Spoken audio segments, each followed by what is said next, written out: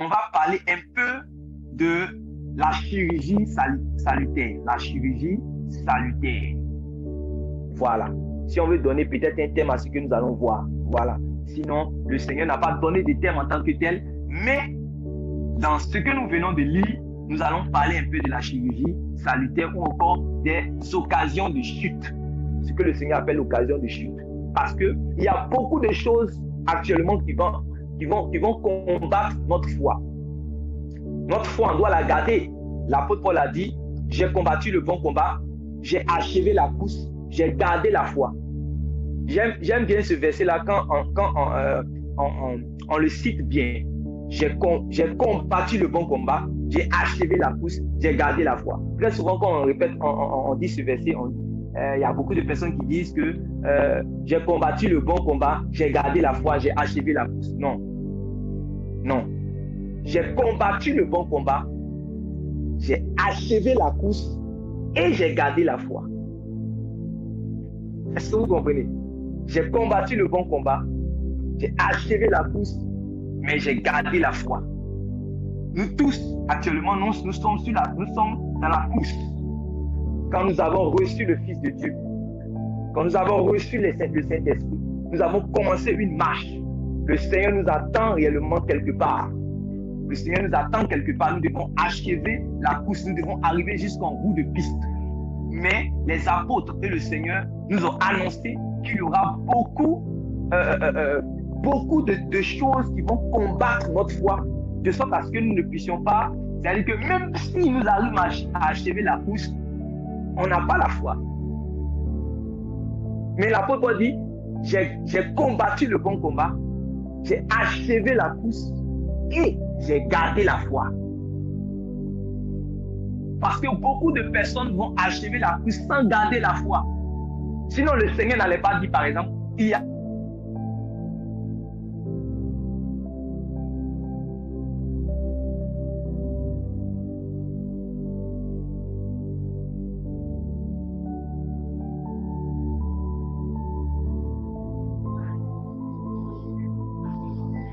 Vous me recevez? Oui. Oh, vous me recevez? Bah, parce que c'était coupé à mon niveau, désolé. Vous me recevez? Oui, très bien. Ok. Donc, le Seigneur disait, il y a beaucoup d'appelés, il y a peu d'élus. Il y a beaucoup d'appelés, mais il y a peu d'élus. Les élus, ce sont ceux qui vont arriver en bout de piste, en réalité. Il n'y a aucun élu qui ne va pas arriver en bout de piste. Il n'y a aucun élu qui ne va pas arriver en bout de piste avec la foi. Aucun. Tous les élus tous les élus, en fait, vont arriver en bout de piste avec la foi. Ils vont présenter, Christ. Ils vont présenter ceux qui sont devenus en Christ à Dieu. Ils vont présenter même, permettez-moi, la perfection. La perfection que l'évangile a produit dans leur cœur à Dieu. Ils vont présenter cela, c'est sûr. Il y a beaucoup d'appelés, mais peu les élus là. Voilà. Ce sont ceux-là qui, après avoir combattu le bon combat, après avoir achevé la course, ils auront quand même gardé la foi, malgré que leur foi aura été combattue. Malgré que leur foi sera combattue. Voilà. Donc, ce que nous allons partager aujourd'hui, c'est un rapport avec ce que je suis en train de dire. Donc maintenant, je vais lire. Matthieu chapitre 18, verset 7 à 9. Je vais lire dans ma version. Malheur au monde à cause des occasions de chute. Malheur au monde à cause des occasions de chute. Car il est inévitable qu'il se produise des occasions de chute. Ou il est inévitable qu'il se produise des scandales. Il est inévitable qu'il se produise des occasions de chute. Mais malheur à l'homme par qui elles se produisent. Le verset 8. Si ta main ou ton pied est pour toi une occasion de chute, coupe-les et jette-les loin de toi. Même pas tout près de toi. Jette-les où? Loin de toi. Mieux vaut pour toi entrer dans la vie. Faisons tous les mots du Seigneur, parce que il connaît mieux le salut que nous. Il connaît mieux le message du salut mieux que nous. Il est la parole faite chair. Vous voyez, il est la parole faite chair. Et il est le prédicateur par excellence. Vous voyez, il dit, si ta main ou ton pied est pour toi une occasion de chute, coupe-les et jette-les loin de toi. Mieux vaut pour toi entrer dans la vie. Si je nous prête ce message, ça veut dire que ce message nous concerne. Même si nous avons reçu le Seigneur, même si nous sommes passés par les eaux, ça veut dire que ce message nous concerne. Et même si nous avons reçu le Saint-Esprit, ça veut dire que ce message nous concerne. Mais le Seigneur dit ici que mieux vaut pour toi entrer dans la vie. Donc ça veut dire que toi et moi, nous ne sommes pas encore entrés totalement dans la vie. Il faut, avant qu'on va commencer à interpréter, on va bien lire seulement. Il dit, mieux vaut pour toi et pour moi entrer dans la vie. On voit que ici nous sommes dans Matthieu chapitre 18. Le Seigneur a déjà dit, par exemple, dans un autre verset, par exemple, dans Jean chapitre 5, que il est le Fils, celui qui va recevoir le Fils, il a la vie. Il est passé de la mort à la vie. Vous voyez? Donc, il a la vie. Mais le même Seigneur, on est en Matthieu chapitre 18, il dit, mieux vaut pour toi entrer dans la vie. Ça veut dire que même si tu as reçu le Fils de Dieu, en réalité, tu as la vie. Mais ce n'est que spirituellement, mais tu n'es pas encore entré totalement dans la vie. Il faut que les chrétiens soient enseignés sur cela. Il faut que les chrétiens puissent accepter les vérités du Seigneur. Jean-Baptiste a dit que celui que Dieu a envoyé, il dit les paroles de Dieu. Donc les paroles du Seigneur Jésus qu'il a prêchées, ce sont les paroles de Dieu. Ce sont ces paroles-là qui sauvent. Quand nous allons prêcher, quand on nous a prêché l'évangile que nous avons cru, c'est une vérité. Nous avons reçu la vie en nous. Nous avons reçu la vie en nous, mais ce n'est que spirituellement. Ce n'est qu'un dépôt, ce n'est qu'une sémence, ce n'est qu'un acompte. Ce n'est que les arts de cette vie-là que nous avons reçus. Mais nous ne sommes pas encore, nous ne sommes pas rentrés totalement, nous ne sommes pas rentrés concrètement dans cette vie. Or, il faut que nous puissions entrer concrètement dans cette vie. Ici, la vie dont Jésus est en train de parler là, c'est l'immortalité. La vie dont Jésus est en train de parler ici, c'est la vie éternelle. La vie dont Jésus est en train de parler ici, c'est l'héritage des sanctifiés. La vie dont Jésus est en train de parler ici, c'est la vie dont tous ceux qui étaient les prophètes, c'est-à-dire que dans la loi, au temps de la loi, dans l'Ancien Testament, ils espéraient en cette vie-là. Comme Daniel, à qui l'ange a dit que tu vas te coucher dans la poussière. Mais quand les temps vont arriver, tu vas revenir à la vie. Quand il y aura la résurrection, là, d'autres ils vont être ressuscités pour la honte et d'autres vont être ressuscités pour la vie éternelle. Voilà pourquoi quand vous allez lire par exemple dans le titre, ils vont dire que la vie éternelle était promise dès les temps anciens. C'est de cette vie-là dont Jésus est en train de parler que toi et moi nous sommes appelés à saisir, que toi et moi nous sommes appelés à découvrir, à palper, à posséder totalement. Voilà. Donc il dit que si ta main ou ton pied est une occasion de chute, coupe-les et jette-les loin de toi. Mieux vaut pour toi entrer dans la vie manchot ou boiteux que d'avoir deux pieds ou deux mains et d'être jeté dans le feu éternel. Encore un autre mot très important. Beaucoup disent que réellement le feu n'est pas éternel. Le feu est ceci, ça va brûler un temps, Dieu est tellement bon. Mais ici, le Seigneur Jésus, il dit le feu éternel. Vous comprenez? Le feu éternel. Donc, moi ici, je ne sais pas c'est quel pasteur ou bien c'est quel prophète qui va venir me faire changer d'avis sur ce que le Seigneur Jésus a dit. C'est ça la foi.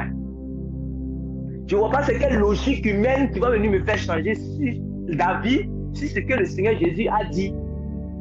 Je ne sais pas c'est quel philosophe, c'est quelle philosophie, c'est quel raisonnement qui va me faire changer d'avis sur ce que le Seigneur Jésus a dit. Donc le feu là en fait, c'est un feu, mais c'est un feu éternel. Voilà. En réalité, Si le Seigneur Jésus parle de feu éternel ici, nous savons que le feu éternel là, c'est la colère de Dieu. Nous sommes d'accord avec ça.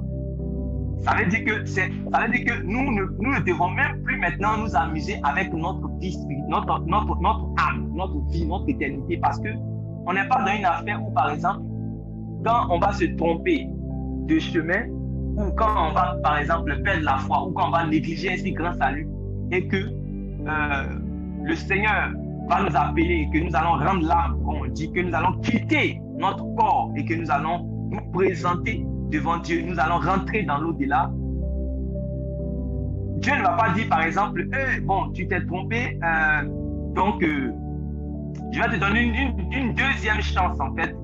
Tu vas revenir sur la terre, en fait, tu vas revenir sur la terre, puis bon, ce que tu as manqué, tu vas rattraper ça. C'est comme tu vois, souvent quand il y a les concours, quand on part à l'école, quand il y a les concours, on dit que bon, ce coup-là, tu n'as pas bien fait, donc tu dois rattraper le coup. En fait, la vie éternelle, il n'y a pas une affaire de tu vas rattraper ton coup que, en fait, tu n'as pas eu la moyenne, donc on va te donner une seconde chance et puis tu vas, comment on appelle ça, mais tu vas rattraper.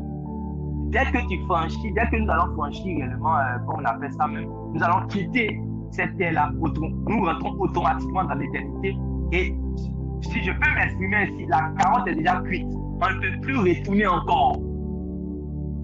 On ne peut plus retourner encore. Donc, c'est ici, c'est dans cette vie-là qu'on prépare son éternité. C'est dans cette vie-là qu'on doit prendre au sérieux réellement notre éternité. Beaucoup d'entre nous, on prend au sérieux, par exemple, notre mariage, nos fiançailles, nos relations, nos études. On prend cela au sérieux. Notre travail, on prend cela au sérieux. Il y a des choses, il y a des projets, il y a des ambitions que nous avons, que nous prenons véritablement au sérieux afin de ne pas échouer par rapport à cela. Mais aujourd'hui, le Seigneur veut nous faire comprendre qu'en réalité, s'il y a une chose dont nous devons réellement prendre cela au sérieux, c'est notre éternité. C'est notre éternité. Voilà pourquoi les apôtres ont dit en réalité que nous ne devons pas négliger un si grand salut. Nous devons prendre cela au sérieux. Parce que, en fait, manquer ce salut, c'est affronter automatiquement un feu. Mais pas n'importe quel feu, un feu éternel. Donc, on ne doit pas manquer le salut. On ne doit pas manquer d'entrer dans la vie. En fait, beaucoup d'entre nous, on a peut-être prêché ces passages-là aux gens qui n'ont pas encore reçu le Christ. Mais quand on lit bien, là, quand on lit bien, puis qu'on comprend bien la doctrine, on voit que nous sommes concernés dans ce verset-là bien même. Parce qu'en réalité, la vie, nous ne sommes pas encore entrés. Il y a beaucoup de versets même que je peux donner pour nous prouver qu'en réalité, nous ne sommes pas encore totalement entrés dans cette vie, mais nous l'avons quand même reçu spirituellement et nous avons eu un dépôt en nous qui va nous permettre en fait non seulement d'être en connexion avec Dieu, avec le Père et le Fils, comme c'est dit dans les épîtres de Jean, vous voyez la communion que nous avons. Et puis comme c'est dit aussi dans Jean 14, Jean chapitre 14, à partir du verset 18 jusqu'au verset 21, vous pouvez voir cela là-bas. Voilà. Donc, nous avons ce dépôt là va nous permettre d'avoir la communion avec Dieu, nous permettre d'être en relation avec Dieu. Mais ce dépôt aussi va nous permettre aussi de pouvoir connaître les choses de Dieu pour pouvoir les mettre en pratique. Voilà. Ce dépôt va nous permettre de connaître les choses de Dieu pour pouvoir les mettre en pratique. Mais en réalité, nous n'avons pas encore réellement possédé. Sinon, par exemple, l'apôtre Paul n'allait pas dire à Timothée, combat le combat de la foi, le bon combat de la foi, saisis la vie éternelle à laquelle tu as été appelé. Il parle d'un chrétien ici, il dit, combat le bon combat de la foi, saisis la vie éternelle à laquelle tu as été appelé. Si Timothée a été appelé à la vie éternelle, Timothée qui était un chrétien, qui avait le Saint-Esprit, ça veut dire qu'en réalité, tous les chrétiens qui ont le Saint-Esprit sur cette terre, dans cette génération, sont appelés aussi à aller posséder ce que, comment il s'appelle, Timothée a été appelé à saisir. C'est de ça que Jésus a été de parler ici. Voilà. C'est de ça que, maintenant, il y a beaucoup de choses, en fait, dans ce monde-là qui vont nous empêcher, qui veulent nous empêcher de saisir cette vie. Beaucoup de choses. Beaucoup de choses qui veulent nous empêcher de saisir cette vie. Et ces choses-là, en réalité, Jésus les a appelées, en fait, des occasions de chute qui sont dressées, en fait, sur notre parcours. Vous avez par exemple l'habitude de chanter les cantiques qui disent que jusqu'au bout, je vais te suivre. Dans les bons, dans les mauvais jours, je vais te suivre. Le chemin que nous empruntons est un chemin difficile et périlleux. Il se trouve quoi sur le chemin pour que ça soit difficile? Il y a quoi sur le chemin qui mène la vie là pour que ça soit difficile? Voilà. Et c'est ça que Jésus maintenant va enseigner maintenant à ses saints ici, à ses bien-aimés ici. Voilà. Il y a des choses qui veulent nous empêcher. Même quand tu as trouvé le chemin, même quand tu es en train d'emprunter le chemin, Satan ne peut pas dire, bon, comme tu as trouvé le chemin et que tu es en train d'emprunter le chemin, tu es en train de marcher sur ce chemin, alors tu es déjà arrivé. Nous pouvons voir que nous ne sommes pas, d'ailleurs, nous ne sommes pas le seul peuple à être appelé par Dieu. Les enfants d'Israël ont été appelés par Dieu. Dieu les a fait sortir de l'Égypte. Oui ou non? Le fait qu'il les fait sortir de l'Égypte, c'est un appel. Le fait qu'il est Dieu, hein, par son bras puissant, par le touchement de comment il s'appelle, de Moïse, a fait sortir les enfants d'Israël de la captivité. Quand il les a fait sortir, le fait qu'ils soient sortis, il les a appelés. Vous pouvez lire même dans un passage, il y a un passage qui dit que j'ai appelé mon fils hors de l'Égypte. Donc c'est un appel. Donc nous ne sommes pas le seul peuple, nous qui sommes l'Église ne sommes pas le seul peuple à être appelé. Mais il ne suffit pas seulement d'être appelé. Quand on est appelé, comme maintenant on est en train de marcher sur le sentier de la justice qui mène à la vie, il y a beaucoup de choses en réalité qui vont venir se poser comme des mines sur notre chemin afin de pouvoir réellement, si quelqu'un n'a pas veillé, en réalité, il va mettre son pied réellement sur la mine afin qu'il puisse tomber. Voilà qu'on appelle ça occasion de chute. Oh, j'aime ce mot. Regardez, occasion de chute. Je vous pose la question, hein, et puis on va être sincère pour répondre. Est-ce que quelqu'un qui est couché, quelqu'un qui est couché, qui est mort, il peut chuter?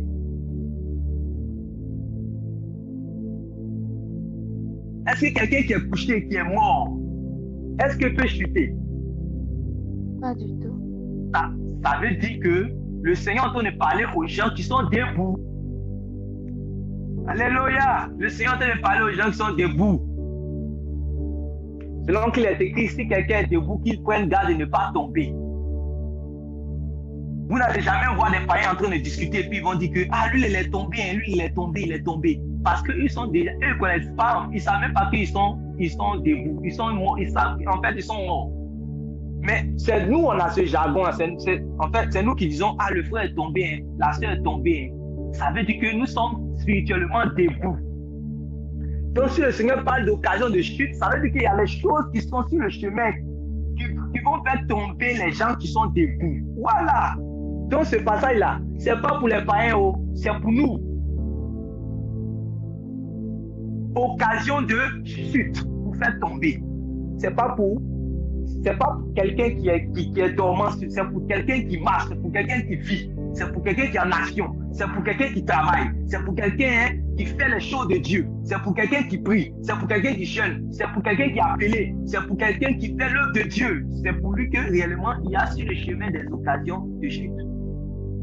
Occasion de chute.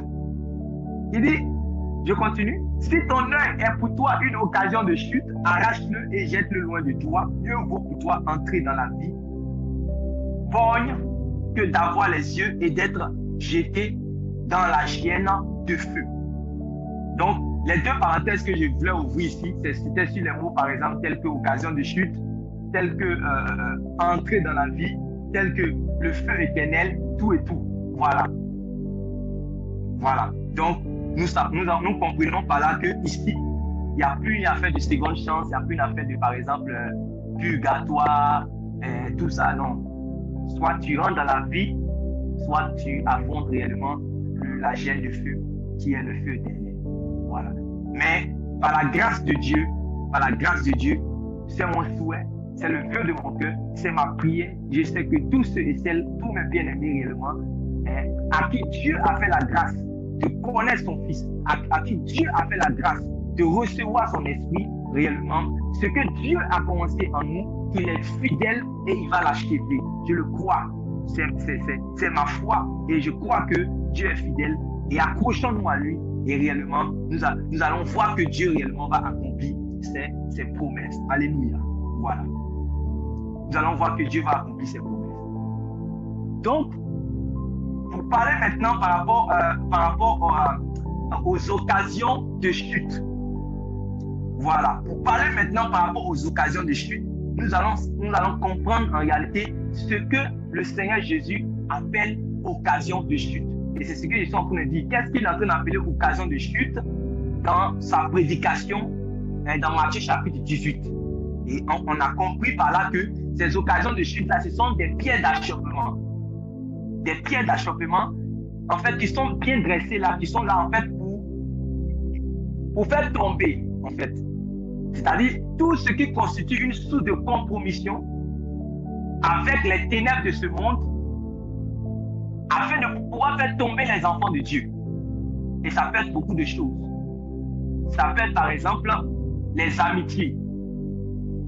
Ça peut être par exemple l'exercice d'une profession. Ça peut être par exemple l'appartenance à une association. Ça peut être par exemple l'attachement à une tradition. Tradition de ses pères ou en tout cas à n'importe quelle tradition. Ça peut être un état d'esprit. Ça peut être une mentalité. Ça peut être une ambition. Ça peut être un conseil. Ça peut être en fait beaucoup de choses.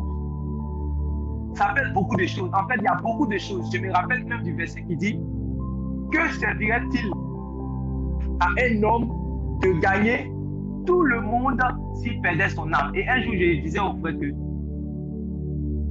en fait, quand le Seigneur dit que servirait-il à un homme de gagner tout le monde s'il perdait son âme, il dit dans le tout là, mettez tout dedans. Dans le tout là, mettez tout. Toutes les choses là, en fait, il y a beaucoup de choses réellement, en fait, qu'à cause de ça, quelqu'un peut perdre son âme. Quand il dit tout le monde là, c'est-à-dire tout. Et je disais qu'en réalité, à cause de 500 francs seulement de pommade, quelqu'un peut aller en enfer parce qu'il se dit que réellement, parce qu'en réalité, le Seigneur est en train de dire aux gens que même si par exemple je n'ai pas 500 francs par exemple pour payer ma pommade, si je n'ai pas 500 francs pour payer ma pommade, il faut que réellement je sois quand même accroché au Seigneur même si je n'ai pas 500 francs pour payer ma pommade. Si par exemple je n'ai pas la totalité de mon loyer, il ne faudra pas que je puisse par exemple emprunter la voie de la compromission, de la fraude. Vous voyez, même si réellement je serais insulté par exemple par le propriétaire de la maison, que réellement d'aller chercher réellement la voie de la fraude, et puis ça va me coûter en fait l'éternité. Ça va agir sur mon âme. Vous comprenez? Donc en réalité, nous devons savoir que Jésus n'a pas seulement prêché le salut de l'âme, Jésus a aussi prêché la perte de l'âme. Maintenant, la perte de l'âme là, ça ne concerne pas seulement ceux à qui on prêche au dehors, on leur dit que donne ta vie au Seigneur Jésus, la colère de Dieu arrive, repentez-vous, Dieu veut sauver vos âmes. Ça ne concerne pas seulement eux. Ça concerne tous ceux qui ne sont pas encore entrés dans la vie. Donc nous venons de comprendre qu'en réalité, Jésus dit que en réalité, mieux vaut pour toi, par exemple, avoir un œil arraché que d'entrer dans la vie. Et on a compris qu'en réalité, nous-mêmes qui sommes enfants de Dieu, là, ne sommes pas encore entrés totalement dans la vie. Ne sommes pas encore rentrés complètement dans la vie. Même si nous avons reçu des sémences, la sémence de la vie, le dépôt de la vie, comme prémisse, mais nous ne sommes pas encore rentrés concrètement dans cette vie-là. Vous voyez, donc beaucoup de choses. Et puis d'ailleurs, les apôtres même ont dit qu'il y a des choses qui font la guerre à nos âmes. Et ces expressions-là, je ne sais pas pourquoi ça passe dans notre tête, ça passe facilement comme ça, comme si de rien n'était. On dit ça fait la guerre à ton âme. Bon, quand ça fait la guerre à ton âme, ça vient pour caresser ton âme, ou bien ça vient pour ça vient pour je ne sais pas, ou bien notre âme est déjà immortelle, et notre âme ne peut plus périr, je ne sais pas. Donc, c'est quelle guerre on fait, et puis il n'y a pas la mort, il n'y a pas la victoire, et puis la défaite. Donc, ça veut dire que ce qui fait la guerre à mon âme veut la destruction de mon âme. Ce qui fait la guerre à mon âme veut la perte de mon âme.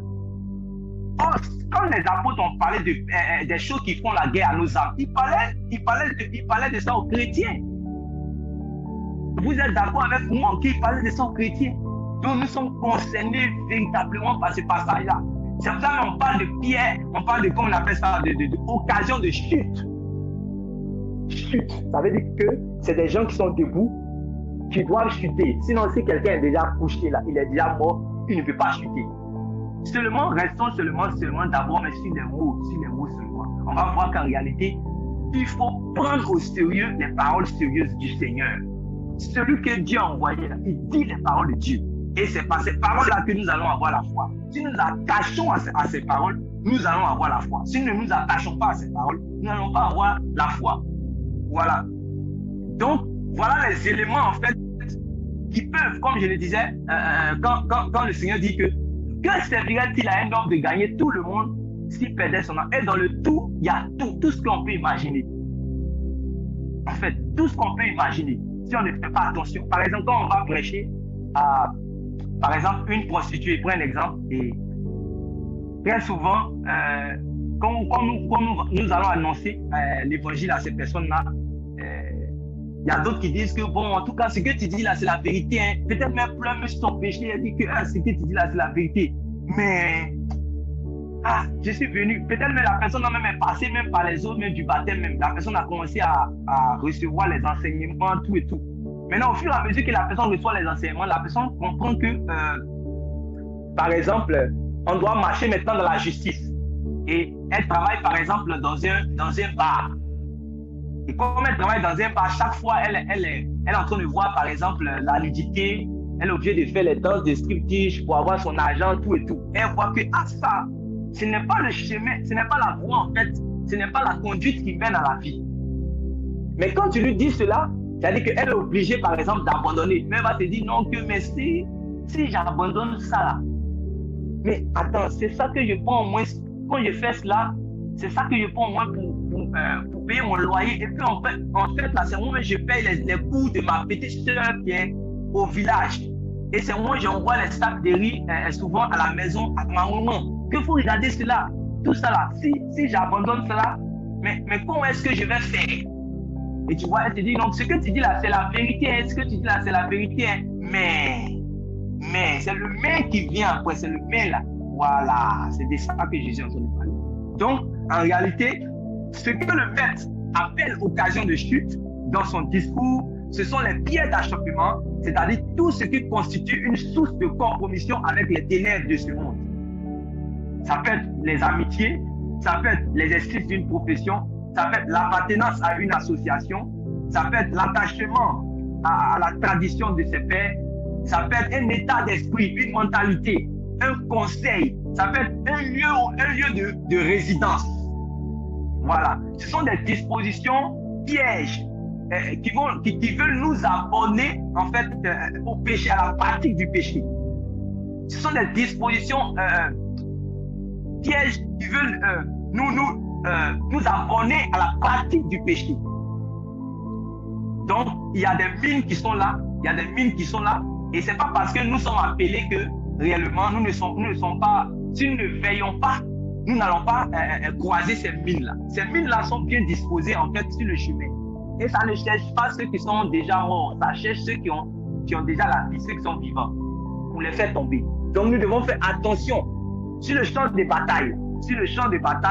En fait, nous devons faire attention parce qu'il y a des mines qui sont placées pour nous empêcher d'évoluer, pour nous empêcher de progresser dans les voies du Seigneur, pour nous empêcher de faire la volonté de Dieu, pour nous empêcher d'accomplir ce pourquoi le Seigneur nous a appelés, pour nous empêcher de marcher dans la justice, pour nous empêcher de garder les standards, les préceptes de Dieu, pour nous empêcher de marcher conformément à la parole de Dieu pour être agréable à Dieu. Voilà. Donc voilà maintenant ces occasions de chute là qui sont là. Que le Seigneur dit qu'en réalité, le Seigneur a dit malheur au monde à cause des occasions de chute, car il est inévitable qu'il se produise des occasions de chute. Donc en réalité, sur le chemin, les occasions de chute sont là. Maintenant, par rapport à ces occasions de chute là, qu'est-ce que maintenant nous devons faire? Voilà. Qu'est-ce que nous devons faire? Et le Seigneur a donné la réponse dans le même verset. Et c'est pour cela que j'ai parlé de chirurgie salutaire. En fait, quand je donne par exemple souvent ces thèmes-là, beaucoup de personnes Il se dit, il commence à dire, voilà, lui là, il aime prêcher le salut par les œufs. Il veut dire par exemple que il faut faire quelque chose. Voilà, la chirurgie salutaire, tout et tout. Mais vous et moi, soyons honnêtes.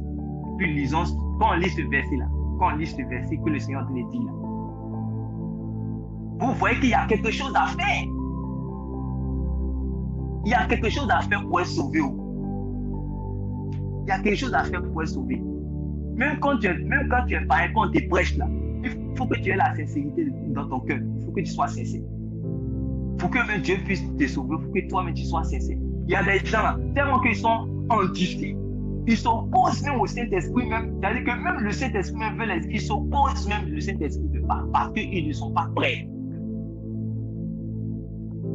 Il y a un jour dans ta vie, si tu es devenu enfant de Dieu, il y a un jour dans ta vie où tu t'es laissé vaincre par Dieu. Tu as laissé tous tes raisonnements, toute ta gloire, tous tes projets, tout ce que tu avais dans ta tête, toute ton intelligence.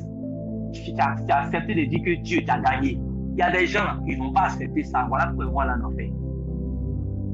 Toi, tu as accepté de dire, Seigneur, en tout cas, je te laisse, tu as gagné au Dieu. C'est pourquoi au Dieu, un jour, tu es devenu enfant de Dieu. C'est pour ça que quand les gens ont demandé à Pierre, qu'est-ce que nous devons faire? Acte chapitre 2, Acte chapitre 2, verset 37. Comme Pierre a commencé à prêcher jusqu'à, il a commencé à leur montrer que c'est eux-mêmes qui ont tué le Messie, que Dieu les a envoyés. Ils ont vu que, ah là là, c'est chaussures. Donc, qu'est-ce qu'on fait? Que devons-nous faire? Voilà. Et Pierre les a dit ce qu'il faut faire pour entrer dans la vie. Il y a quelque chose à faire pour entrer dans la vie. C'est ce qu'on dit, en fait, c'est ce qu'on doit dire, c'est ce qu'on doit dire aux disciples du Seigneur, c'est ce qu'on doit leur dire. Il y a quelque chose à faire. Et donc, c'est ce qu'il faut faire là que le Seigneur a enseigné dans le même verset. Voilà. Et l'enseignement du Seigneur à propos de la façon dont nous devons traiter les pieds d'achoppement est sans équivoque. Le Seigneur nous ordonne de les supprimer avec radicalité. Le Seigneur nous demande de ne pas en fait jouer avec la chose parce que c'est notre éternité qui est en jeu. Donc on ne doit pas jouer, puisqu'on avait parlé du sérieux par rapport à l'éternité, donc on ne doit pas jouer par rapport à ça. On ne doit pas jouer avec ça. Tu joues avec ça, en fait, que tu rentres dans l'au-delà, il y a deux choses. Soit réellement tu rentres dans la vie, soit tu affrontes, comme on appelle ça même, la hyène de feu que le Seigneur. C'est les deux choses que le Seigneur a dit. Il a parlé d'entrer dans la vie et il a parlé de la hyène de feu. Donc ça veut dire que je dois prendre la chose là au sérieux. Le Seigneur me dit que de supprimer carrément, en fait, ces occasions de chute, ces pieds d'achoppement là, de supprimer cela dans ma vie, de peur qu'elle entraîne la perte de mon âme. De peur qu'elle entraîne la perte de mon âme, même si je suis chrétien. Mais beaucoup de disciples ne savent pas cela. Puisque déjà, ils ont été mal enseignés sur le salut. Voilà pourquoi l'enseignement du salut, c'est l'enseignement le plus fondamental c'est la doctrine la plus fondamentale également de la Bible. C'est tout important. C'est pas la plupart de tous les enseignements de la Bible, quand on va regarder, les apôtres même en plus. Parce que même quand ils ont parlé de sanctification, c'est en vue du salut. Quand ils ont parlé de telle chose, c'est en vue du salut. Quand ils ont parlé de telle chose en vue du salut, c'est ça qui est la finalité. Parce que c'est ça, c'est ce à quoi nous sommes appelés. Voilà. Donc, en réalité, le Seigneur nous dit que ces choses-là qui vont faire la guerre à nos âmes, ces choses-là qui vont nous abonner à la pratique du péché, ces choses-là qui sont placées devant nous comme des mines sur un champ de bataille pour nous empêcher d'évoluer, en fait, il nous faut supprimer ces choses-là de notre vie. C'est-à-dire que c'est pas une affaire de sentiment. Il n'y a pas de sentiment en fait de la vie. C'est parce que en fait, il faut qu'il y ait un vainqueur et un vaincu. C'est comme un serpent qui est en train d'engouler, par exemple, ta main. Quand le serpent est en train d'engouler ma main, regardez comment tu vas enlever le serpent. Est-ce que tu vas enlever le serpent comme ça, doucement, comme ça, doucement? Non. Si tu sais que c'est une vipère venimeuse, il va éjecter des venins dans ton corps là. Tu ne vas pas enlever ça doucement, doucement. Parce que tu sais que en réalité, la vipère avait te tuer. La vipère aussi, c'est un danger. La vipère se dit que, voilà, tu peux aussi la tuer. Donc, c'est une affaire de vainqueur, de vaincu, de victoire. Voilà, chacun cherche réellement à gagner. Donc, réellement, on ne doit pas jouer. Tu dois être radical. De la manière que Paul a secoué le serpent. C'est comme ça que tu vas secouer le serpent aussi. Donc, l'occasion de chute là, il n'y a pas en fait sentiment là-dedans. Quand le Seigneur te révèle par son esprit que ça va te faire chuter, ça, il ne faut pas réellement regarder les sentiments, il ne faut pas regarder les trucs. Sinon, si tu veux regarder les sentiments, alors ça va te créer des problèmes. Ça va te créer des problèmes. Que le Seigneur vraiment soit béni, que le Seigneur soit béni pour vraiment tous mes frères et sœurs. Que le nom du Seigneur soit glorifié pour le serviteur, le docteur Jean-Serge, et vraiment que le Seigneur soit béni. Voilà, que le Seigneur soit béni. Je suis vraiment encouragé de pouvoir dispenser cette exhortation pendant que vous êtes là, que le Seigneur vous bénisse. C'est un privilège pour moi, que Dieu vous bénisse. Donc, le Seigneur Jésus commande à ses disciples de se faire violence. Le Seigneur Jésus commande à ses disciples de se faire violence. D'où la parole qui dit que réellement, ce sont les violents en fait qui vont s'emparer en fait du royaume de Dieu. Il dit le royaume de Dieu est forcé. Et ce sont les violents qui s'en emparent. Voilà. Donc ici, il faut se faire en fait violence pour rompre avec tout ce à quoi en réalité ils sont attachés et qui les éloigne du sentier de la justice et par conséquent de la vie éternelle, par conséquent de l'héritage du royaume de Dieu. Voilà. Donc, en réalité, dans la pratique, cela correspond en fait à des mesures radicales qui ne seront pas, bien sûr, sans dommage, en réalité. C'est-à-dire que quand tu vas obéir au Seigneur pour, d'ailleurs, par exemple, si quelqu'un veut, c'est pour ça que j'ai parlé de chirurgie sanitaire.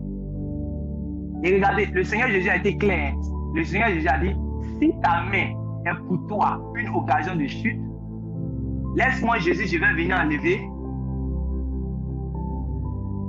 Si ton œil est pour toi une occasion de chute, alors laisse-moi, moi Jésus, je vais venir enlever ça pour toi. Est-ce que c'est ce qu'il a dit? Il dit que si ton œil est pour toi une occasion de chute, toi-même, c'est toi-même qui dois prendre ta main pour enlever cela. En fait. Pour enlever réellement l'œil là. On sait que le Seigneur ici n'est pas en train de parler au sens propre. Voilà. Sinon, par exemple, tous ceux qui sont tombés dans le péché aujourd'hui, ils allaient être des zombies parce qu'ils ont déjà tout décapité sur leur corps. C'est pas de ça. Il y a toujours des gens aussi qui vont à l'extrême.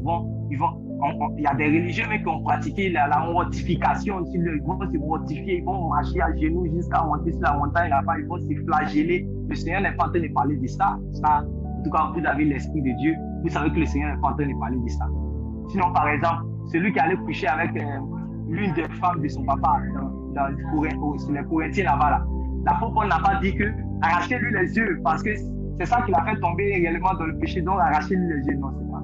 Quand aussi David allait coucher avec la femme de Bathsheba, David n'a pas dit Seigneur, c'est ça là, ce sont mes yeux là qui m'ont fait, je les regardais, même si on sait qu'ils sont des portes réellement, mais David n'a pas arraché ses yeux parce qu'il savait que le péché ça vient ici, c'est par là que ça quitte. Selon Marc chapitre 7, Jésus a dit que c'est du dedans, c'est là, voilà, du dedans. Donc ici, on n'est pas en train de parler d'autoflagellation pour dire qu'il faut arracher. Mais ce que je veux nous faire comprendre ici, c'est que quand même il faut faire attention aux mots. Ce n'est pas le Seigneur qui va venir faire la chose à notre place. Le Seigneur nous demande pas de responsabilité par rapport dans la pratique. En fait, dans la pratique, le Seigneur ne nous demande pas de responsabilité. Il y a quelque chose que nous devons faire. Il y a une action. Il y a une petite force que le Seigneur nous a donnée, que le Seigneur attend et puis il regarde. Il dit, attends, je vais voir si lui-même là, ce que je lui ai donné comme capacité. Regardez ce qu'il a dit à Gédéon. Il dit à Gédéon, va dans la maison de ton père et puis va détruire l'autel. Et puis va avec la force que tu as. Par rapport à ce que nous sommes en train de parler pour ce canon de chute là, le Seigneur t'a donné, il m'a donné la capacité. Et il dit que fais, prends toi-même ta main et puis arrache. Prends toi-même ta main, arrache. Arrache toi-même. Ce n'est pas moi qui je vais venir le faire. Toi-même, il faut le faire parce que le Seigneur t'a donné seulement le commandement. Il t'a ordonné de le faire. Ça veut dire qu'il sait que tu dois le faire.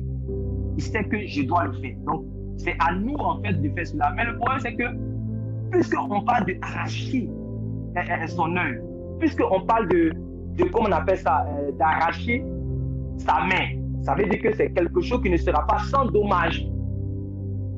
Qui ne sera pas sans dommage. Donc, on va parler peut-être aujourd'hui, comme j'ai dit, on va continuer une prochaine fois, mais on va parler peut-être aujourd'hui de 2 ou 3, par exemple, 2 occasions de chute. Et par la grâce de Dieu, une prochaine fois, nous allons parler d'autres occasions de chute. Voilà, d'autres occasions de chute.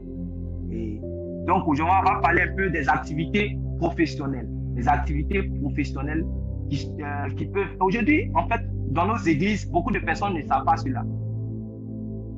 Par exemple, si aujourd'hui, la plupart des gens qui font des assemblées, les églises, tout et tout, ils cherchent des gens, par exemple, qui vont financer tout et tout. Voilà, ils cherchent les gens qui vont financer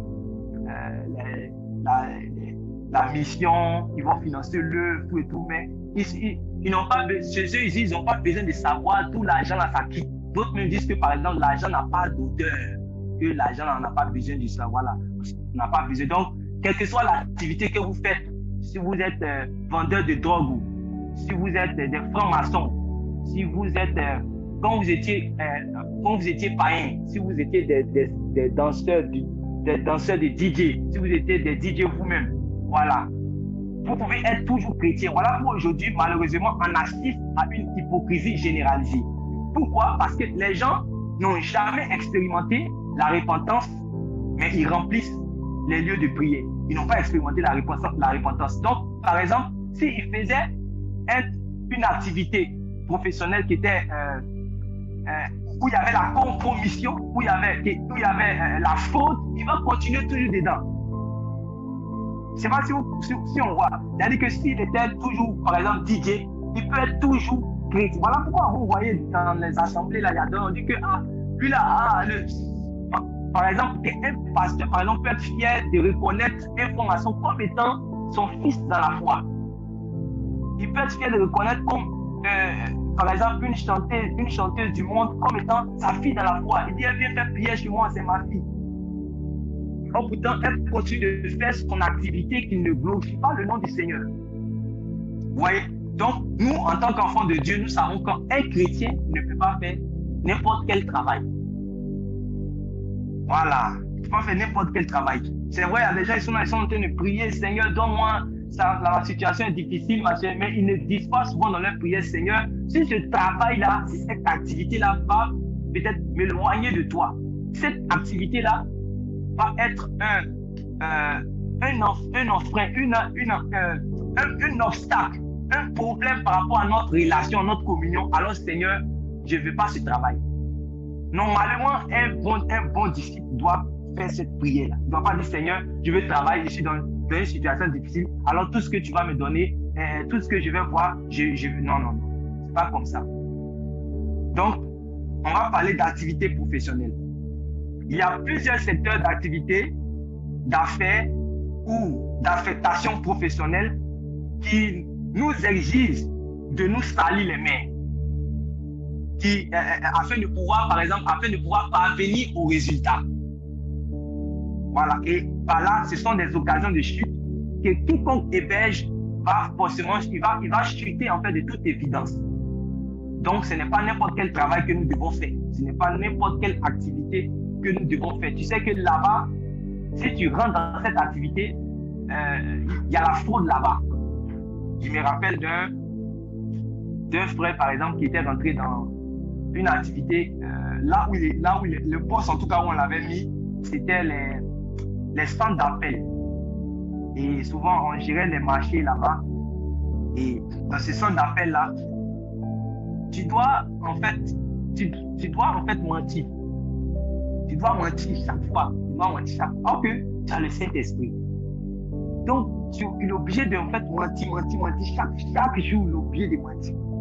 Mais à la fin du mois, s'il va avoir ses 200 000, il paye son loyer, 100 000, 80 000, il va se défendre. Mais il doit mentir chaque fois. Mais tu as le Saint-Esprit. Normalement, un bon disciple, quand il a le Saint-Esprit, petit mensonge seulement, petit mensonge là, le Saint-Esprit est déjà dérangé. Ces choses-là, quand on dit cela, bon, ceux qui n'ont pas peut-être l'Esprit de Dieu peuvent, mais celui qui a le Saint-Esprit sait qu'il n'y a pas quelqu'un de plus sensible que lui, de plus jaloux. Dieu est un Dieu jaloux. Donc, c'est pas, on dit, deux hommes peuvent-ils marcher ensemble s'ils ne sont pas d'accord? C'est-à-dire que pour que deux hommes puissent marcher ensemble, il faut qu'ils soient d'accord. Donc, ça veut dire que si le Saint-Esprit qui est saint, tout ce qui est juste, tout ce qui est saint, tout ce qui est la vérité là, c'est avec ça qu'il est d'accord. Maintenant, quand moi je fais quelque chose où c'est le mensonge, est-ce que lui qui est la vérité en moi, il peut être d'accord? C'est pour ça qu'il sera dérangé. Il sera dérangé. Le Seigneur n'est pas content de cela. Si je marche avec Dieu, si j'ai le Christ, le Seigneur n'est pas content. Voilà. Donc, chaque fois, cette activité-là l'emmenait, par exemple, à mentir. Donc, n'allez pas croire que vous êtes justifié devant Dieu par le fait que la corruption, l'usage de faux ou le crime s'impose dans l'exercice de votre profession. Par exemple, là, l'activité que je suis en train de faire, on va mentir. On doit mentir. Un bon homme d'affaires doit mentir. Un bon homme d'affaires doit mentir. Que c'est comme ça. Tu ne pourras pas changer le monde ici. Que si tu veux être un bon homme d'affaires, il faut savoir mentir. Que c'est ça d'abord. Si tu veux être une bonne commerçante, il faut savoir mentir. Quand elle étale ses tomates au marché, on dit réellement, ma chère, nous tous ici là, si tu dis à un client qu'il vient te demander, ah, la tante, tomate qui est ici là, la tomate qui est ici, est-ce que c'est pour aujourd'hui? Parce que moi, tu as déjà il y a au moins 10 vendeuses à côté de toi. Il regarde tomate et demande, est-ce que c'est pour aujourd'hui? Vous allez voir qu'elle va dire non, que tomate là, oui, c'est quitté même. Chose, ils ont déchargé le camion là. Oh, pourtant, même là, quand elle regarde tomate, elle-même, elle sait que c'est pas pour aujourd'hui. Mais pour qu'ils puissent prendre. Donc, elle peut dire que c'est quitté, ils ont déchargé le camion là, mais tu vois pas que c'est quitté. En brousse là-bas, ils ont bien de décharger. Voilà. Et puis, le client maintenant va payer. Mais si c'est une chrétienne, vous voyez, elle est obligée de dire la vérité. Elle est obligée de dire la vérité. Mais quand elle va dire la vérité là, vous savez que le client va regarder, il n'est pas prêt aussi à acheter quelque chose que ce n'est pas pour aujourd'hui. Et il va laisser la tomate pour aller acheter l'autre côté. Voilà. Et quand c'est comme ça, vous voyez que ça fait mal. Ça fait mal. C'est ça la chirurgie. La chirurgie, ça fait mal. Il y a une douleur. C'est ça que le Seigneur appelle porter sa croix. Simplement. C'est à ça que nous, en tant qu'enfants de Dieu, nous sommes réellement appelés. Vous voyez?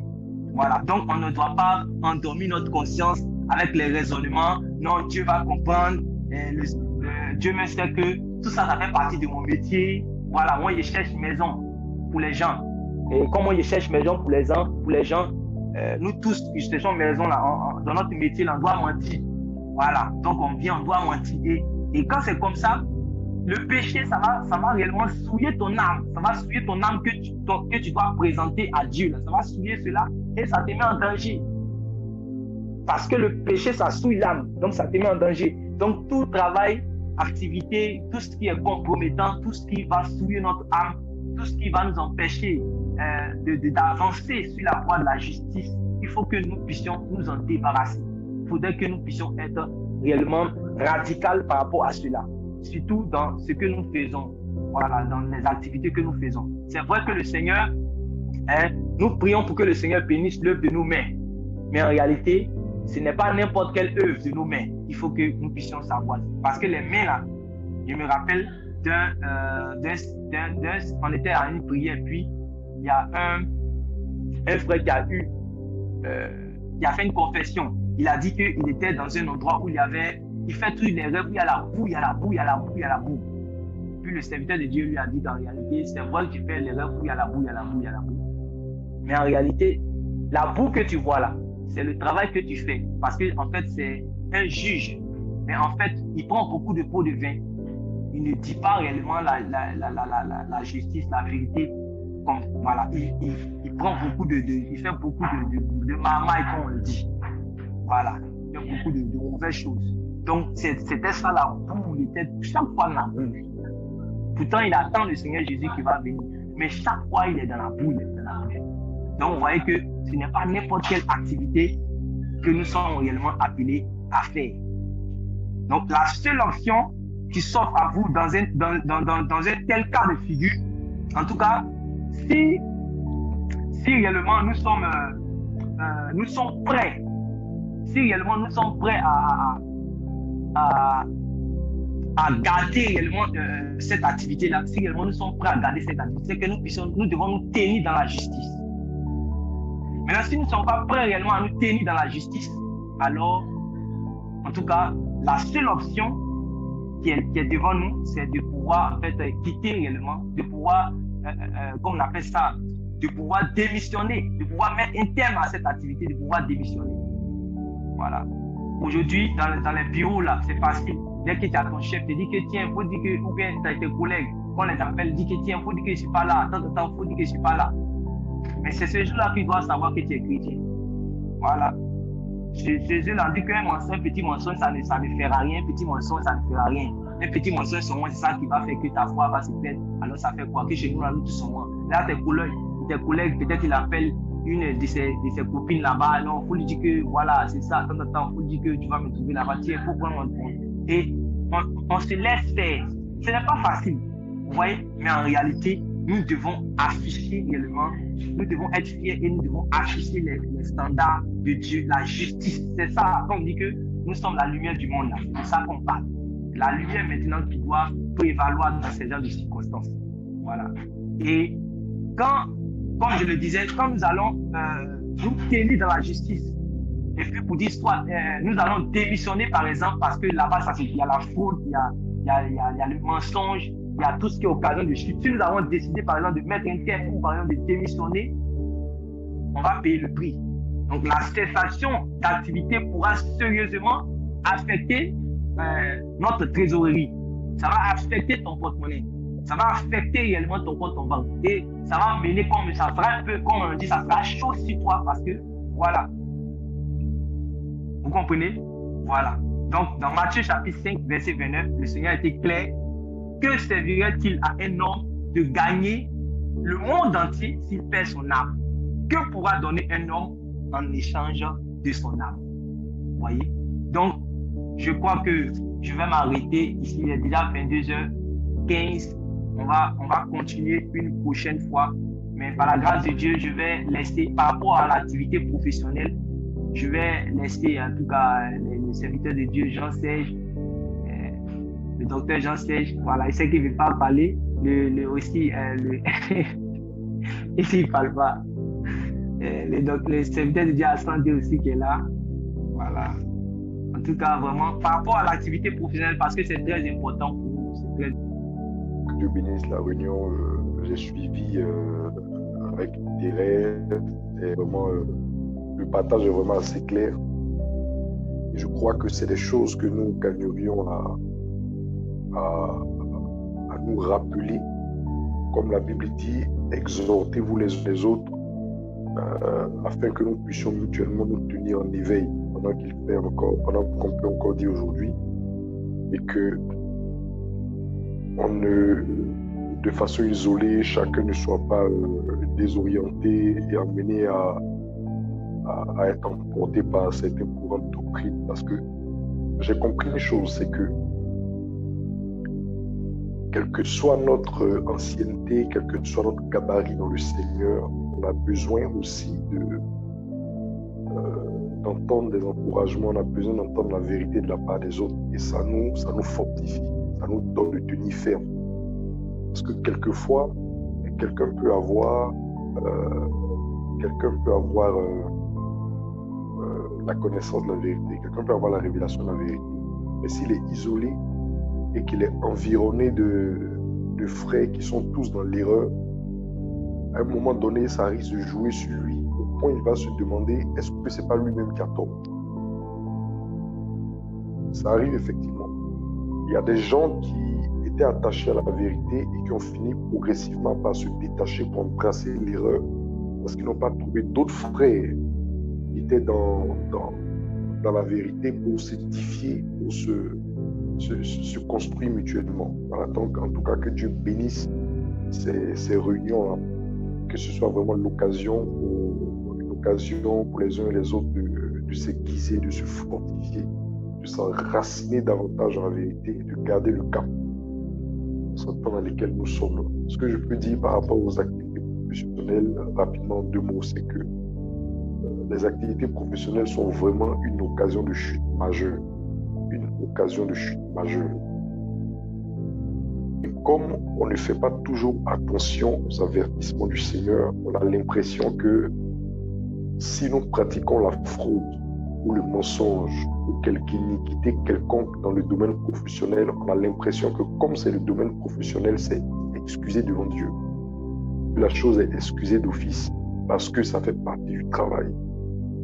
Je suis secrétaire, mon patron va placer régulièrement des mensonges dans ma bouche et on m'a enseigné par exemple à l'école de secrétariat que la bonne secrétaire, celle par exemple qui sera multiplier son poste. Donc, les gens sont là-dedans. Je suis par exemple dans le domaine du café cacao. Je sais que dans ce domaine, on ne joue pas à la concurrence, on ne joue pas avec la concurrence et que si tu as l'occasion de couler ton concurrent, il faut le faire parce que ça va te garantir des parts de marché, ça va te sécuriser le marché. Les gens me voient jusqu'à la mort. En réalité, dans les questions de café cacao, les choses où il est question de gros sous, les gens vont jusqu'à la mort. C'est-à-dire que quelqu'un peut commanditer l'assassinat de son concurrent. Et les gens se disent que ça fait partie du métier. Voilà.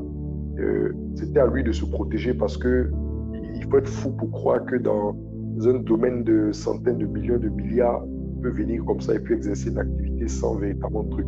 Voilà. Tantôt c'est les envoûtements, tantôt c'est par exemple les femmes qui vendent au marché, comme tu le disais tout à l'heure. Maintenant par exemple celles qui vendent les djunglés en poudre, djunglés comme on dit chez nous là. Très souvent qu'est-ce qu'elles vont faire? Elles vont piler un peu, mélanger avec de la farine.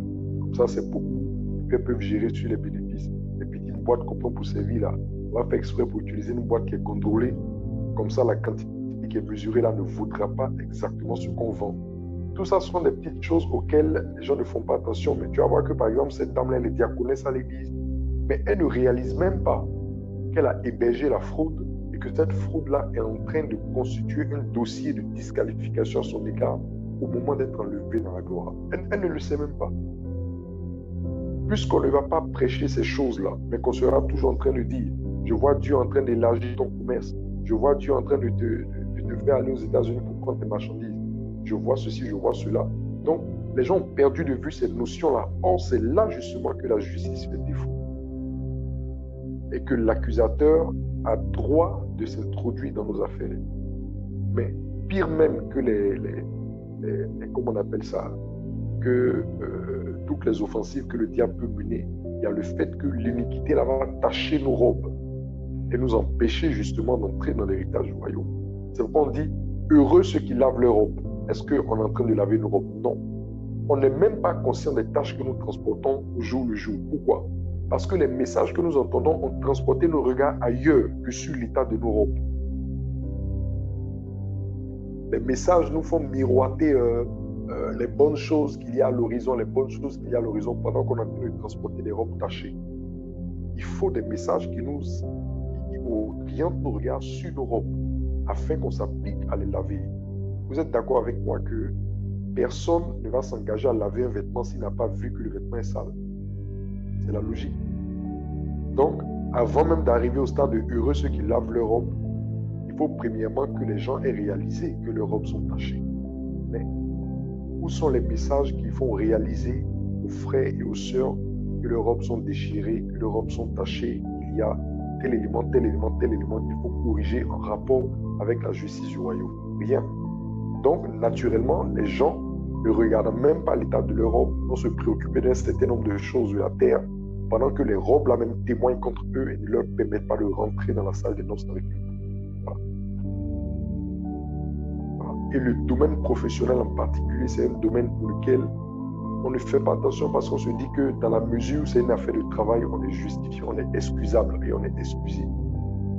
Je suis un policier, tout le monde sait qu'un policier, en tout cas, il y a le racket. Je suis un agent des impôts, tout le monde sait qu'aux impôts, là, personne ne peut dire qu'il a les mêmes propres. Et les gens je veux dire, ça ne les attriste même pas de le dire. Hein. Le frère en Christ qui est aux impôts, ou qui est au trésor, ou bien qui est au cadastre,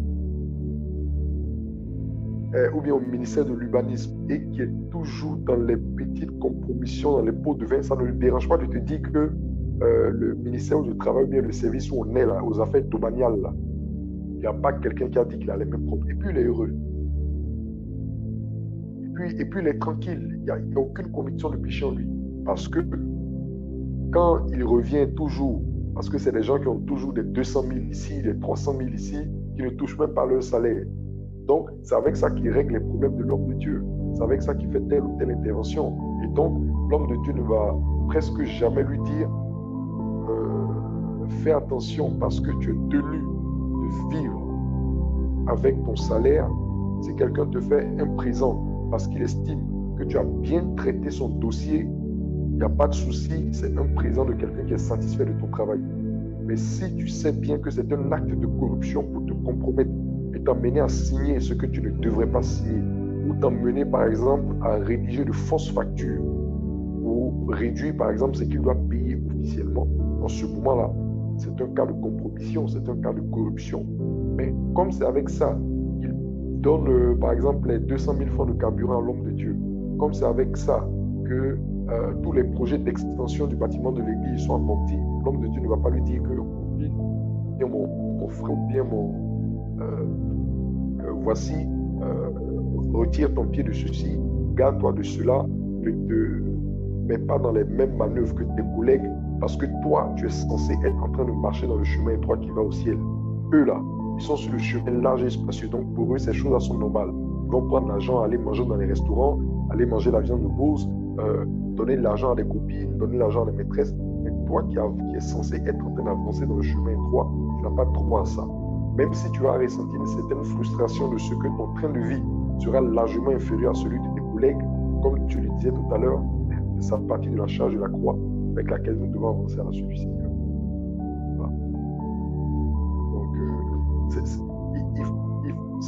il faut des messages qui vont amener les gens à considérer l'état de l'Europe. Sinon, si on a des messages qui ne font que vendre des illusions autour de nous, les gens ne réalisent même pas qu'ils sont en train de partir avec des robes tachées. Or, si tu n'as pas réalisé que ta robe est sale, comment encore tu vas t'engager à la laver et puis maintenant être heureux de l'avoir blanchie? Ça ne se peut pas. Voilà. Dieu nous aide. Je suis un peu fatigué. Que Dieu nous bénisse. Amen. Ton micro est coupé, hein? Donc je coupe le mien maintenant et réactive le tien. D'accord. Amen, amen, amen, homme de Dieu. Amen. Nous recevons véritablement ces paroles, ces exhortations-là. Vraiment, que le Seigneur soit béni. Ces paroles-là, véritablement, sont riches et que le Seigneur nous donne vraiment la force de pouvoir les mettre en pratique. C'est vraiment ce qui se passe. C'est vraiment ce qui se passe. Il faut un message qui va nous faire prendre conscience de l'état de notre, en tout cas cette révélation là, ça me marque beaucoup, de l'état même de notre, avant de commencer même à les laver, il faudrait qu'on puisse prendre conscience que la robe, en fait de prendre conscience de l'état de la robe, voilà. Et en tout cas que le Seigneur soit béni, donc on va s'arrêter là pour aujourd'hui par la grâce de Dieu. Par la prochaine fois on va continuer sur les autres occasions de chute. Voilà. Je pense que ça sera peut-être le jeudi prochain ou le samedi, un week-end comme ça. Voilà. En tout cas, vous serez informés par la grâce de Dieu. Que le Seigneur soit béni. S'il y a quelqu'un qui a juste un petit témoignage par rapport à l'activité professionnelle, ou s'il n'y a pas de petit témoignage par rapport à cela, on va prier. On va prier et puis on va se séparer.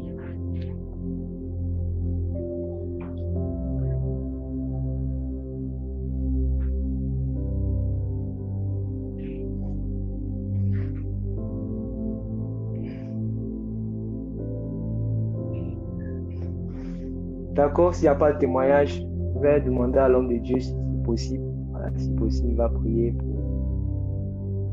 pour nous recommander entre les mains du Seigneur. Puis,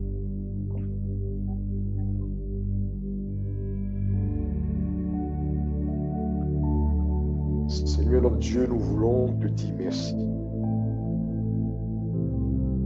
Dire celui qui est de Dieu écoute les paroles de Dieu.